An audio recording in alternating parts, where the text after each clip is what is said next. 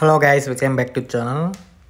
ఈరోజు నేను తీసిన పిక్స్ అంటే నేను క్యాప్చర్ చేసిన పిక్స్ ఎలా ఎడిట్ చేసుకోవాలో చూపెడతాను.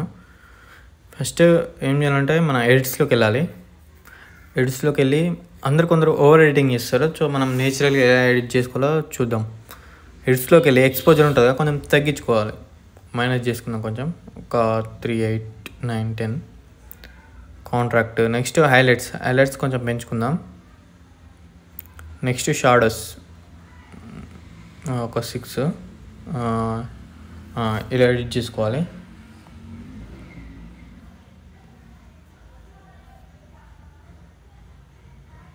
కర్వ్స్లోకి వెళ్ళి కొంచెం తగ్గించుకోవాలి, ఎందుకంటే మనకి ఇట్లా కొంచెం ఎక్స్పోజర్ తగ్గించుకుంటే ఏమైందంటే కొంచెం ఆ ఇమేజెస్ అనేది కొంచెం హైలైట్ అవ్వపడతాయి అన్నట్టు. బ్యాక్గ్రౌండ్ అనేది కొంచెం బ్లాక్ అయ్యి ఇమేజ్ మనకి డెప్త్ అవ్వపడుతుంది.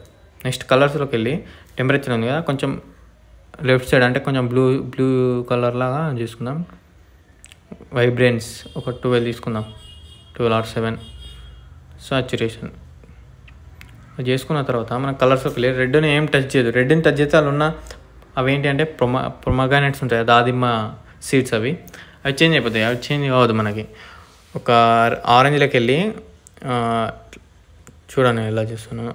కొంచెం ఓకే, ఎల్లోలోకి వెళ్ళి మొత్తం ఎల్లో మైనస్ చేసుకుందాం. Okay, next blue. అట్లా నేను ఎలా చేస్తున్నాను అలా కాకుండా మీరు అటు సైడ్ ఇటు సైడ్ ప్లస్ మైనస్ డ్రాగ్ చేయండి. డ్రాగ్ చేస్తే ఏమైందంటే మనకి ఇటు సైడ్ ఏ కలర్ అయితే బాగుంటుందో అది దట్ సైడ్ మనం పెట్టుకోవాలి. ఆ సైడ్ ఎఫెక్ట్లోకి వెళ్ళి కొంచెం టెక్స్చర్ అనేది బాగా పెంచుకుందాం మనం. అట్లా పెంచుకుంటే మనకు ఆ ఇమేజ్ అనేది డెప్త్ అవుతుంది, ఎందుకంటే ఆ డ్రాప్లెట్స్ ఉంటాయి కదా, ఆ డ్రాప్లెట్స్ అనేది బాగా అవపడతాయి. అట్లా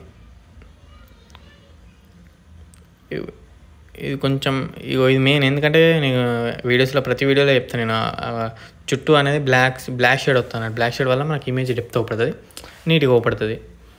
నెక్స్ట్ ఫీదర్ ఇచ్చుకోవాలి. తర్వాత కలర్ అంటే కలర్ అనేది కొంచెం స్మూత్నెస్ అయిపోతుంది. మనకు డిఫరెన్స్ అనేది తెలియదు, కాకపోతే అలా చేంజ్ వస్తుంది కానీ మనకు డిఫరెంట్ ఎలా అనేది తెలియదు. నెక్స్ట్ షార్పెనింగ్ కొంచెం పెంచుకుంటే కింద ఇవి ఎనేబుల్ అయితే మాస్కింగ్ చేసుకోవాలి. మాస్కింగ్ చేసుకుంటే డెప్త్ అనేది ఒకటి చూడండి. మాస్కింగ్ లైక్ దిస్ నేను అలా వేస్తున్నాను చూడండి ఒకసారి. నేను చేసిన ప్రతి పిక్చర్, నేను తీసిన ప్రతి పిక్చర్ నేను లైట్ రూమ్లోనే ఎడిట్ చేస్తాను చూడండి, అందుకే మీకు వీడియో చేశాను. మీరు స్కిప్ చేయకుండా చూస్తే అర్థమైపోతుంది. ఇంతమంది వీడియోస్ చేశాను, నేను డిస్క్రిప్షన్లో ఇస్తాను, చూడండి ఒకసారి, చెక్ చేయండి. చూడండి బిఫోర్ ఆఫ్టర్ ఎలా ఉందో చేంజ్ వచ్చింది చూడండి. నెక్స్ట్ సేవ్ చేసుకుంటే అయిపోతుంది ఇమేజ్ అంతే. ఈ లెన్స్ బ్లర్ అంటే మనం ఒకవేళ ఫోటో తీస్తే బ్యాక్గ్రౌండ్ బ్లర్ కానికి ఆప్షన్ ఇచ్చిన కానీ అది పెయిడ్ ఆప్షన్. అది మనం మనీ పే చేస్తేనే ఆ ఆప్షన్ ఎనేబుల్ అవుతుంది. కలర్స్ ఒకవేళ మనం బ్లూ పెంచుకుందాం. ఒకవేళ మీరు కొత్తగా ఛానల్ని చూస్తుంటే లైక్ అండ్ సబ్స్క్రైబ్ చేసుకోండి. ఇలాంటి videos photography videos, designing, album designing అవన్నీ చెప్తాను, ఎడిటింగ్ గురించి, ఫోటోగ్రఫీ గురించి.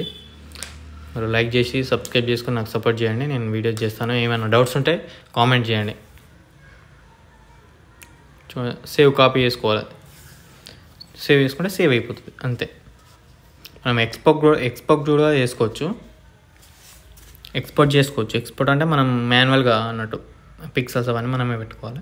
సో డైరెక్ట్ సేవ్ కాపీ అంటే డైరెక్ట్ సేవ్ అయిపోతుంది. అట్లా నేను సేవ్ చేసుకున్నాను. ఇవన్నీ నేను